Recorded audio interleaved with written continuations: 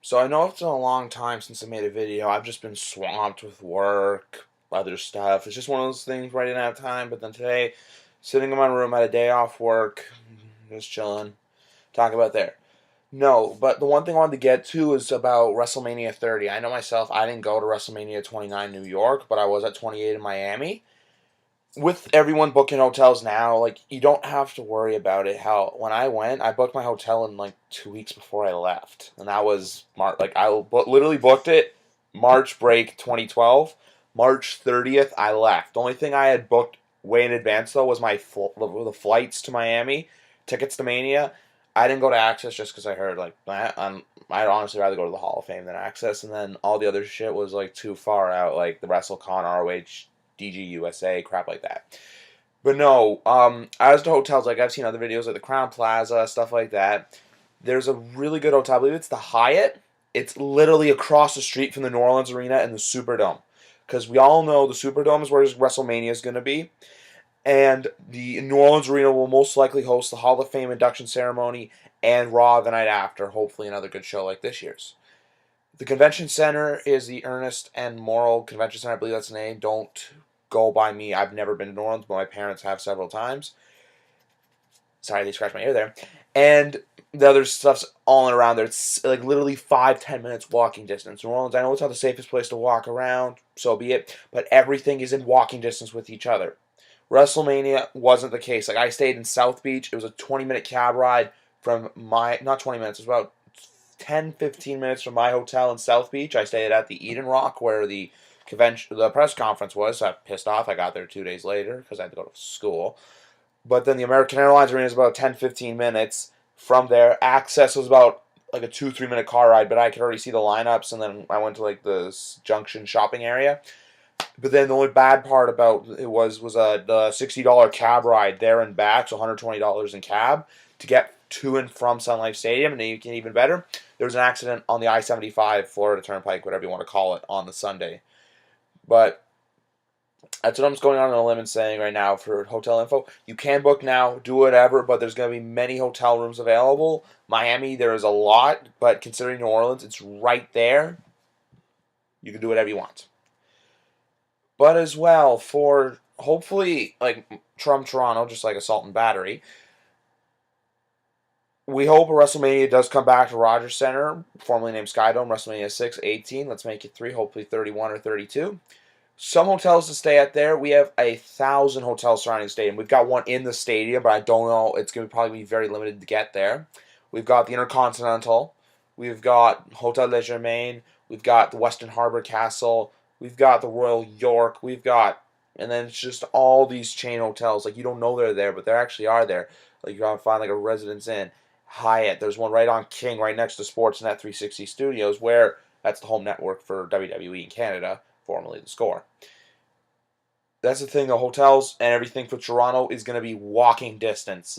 Believe me, if you're not from Toronto, or if you are, you know what I'm talking about. Every single hotel is walking distance to and from the stadium, except they do hold access to the Direct Energy Center. That's out in a cab ride right near where BMO Field is. That's Exhibition Grounds, about a 5-minute cab ride. In traffic, it'll take you forever. This Toronto traffic sucks. But if it's at the Metro Toronto Convention Center, that's right downtown. No problems at all. I can see them doing the Dragon Gate ROH stuff at the Direct Energy Center or at the Mattamy Athletic Center, where ROH is going to be August 4th. Hall of Fame Monday Night Raw the night after will be at the Air Canada Center, WrestleMania Rogers Center.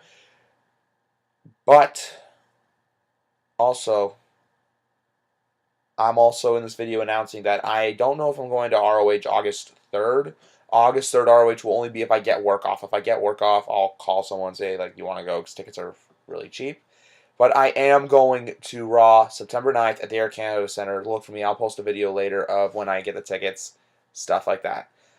This will be first for me, the first time I've been to 2 Raw shows in a year. Well, I've already been to 2, but one was a house show, one was the old school Raw in Buffalo.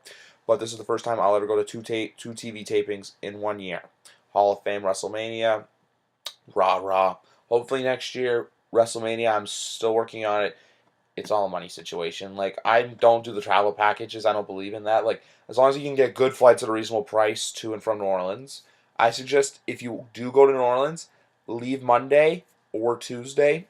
Because like Monday I left, I saw Edge in the airport.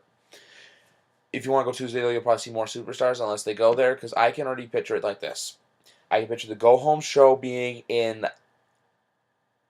Lafayette, the Raw the night after the New Orleans Arena, and then the after one either at Baton Rouge or Biloxi for SmackDown. But I can see the go home show happening at only the Cajun Dome in Lafayette, where Raw took place after Elimination Chamber this year. And apart from that, I also heard that some leaked news, actually. Yes, leaked. This is a first. Royal Rumble 2014, there was a rumor going around it was in Toronto. Unfortunately, I heard it wasn't. I have heard that it is going to be at the Consol Energy Center in Pittsburgh, who was supposed to host Survivor Series in 2012, but was canceled due to the Pittsburgh Steelers and Baltimore Ravens game. And Elimination Chamber taking place, I believe, the 17th. Not the 17th, I was sure, the 16th to the 23rd of February at the Target Center in Minneapolis. WWE is in Pittsburgh September 17th for a SmackDown, and they're in September 3rd at the Target Center for SmackDown. So it's in reality, you have a SmackDown, you get a pay-per-view. It's not a bad trade at all. I'd rather take because you know the SmackDown tapings in Minneapolis and Pittsburgh aren't going to get crap for people. Same with Ottawa. Toronto Raw probably will sell out. Des Moines, Iowa, I can see selling out. I'm going to California soon, but I'm not there for SummerSlam, which I'm kind of bummed about. But then my family was like, you'd be the only one going. I'd be like, yeah, so what? But then I was looking into it. Tickets are kind of pricey, so then I figured take a little cab ride down, go to Raw in Anaheim the night after. Just like this year, WrestleMania, people were saying, wasn't a waste of money, but then Raw the night after was totally worth it. Alright, well, I haven't made a video in a while. Hopefully, I don't think I'll be able to make some review videos, but I will be posting later the Money in the Bank preview of what we've got so far. A so far preview, who I think is going to win each one, and who's going to win the rest of the other matches. Peace out.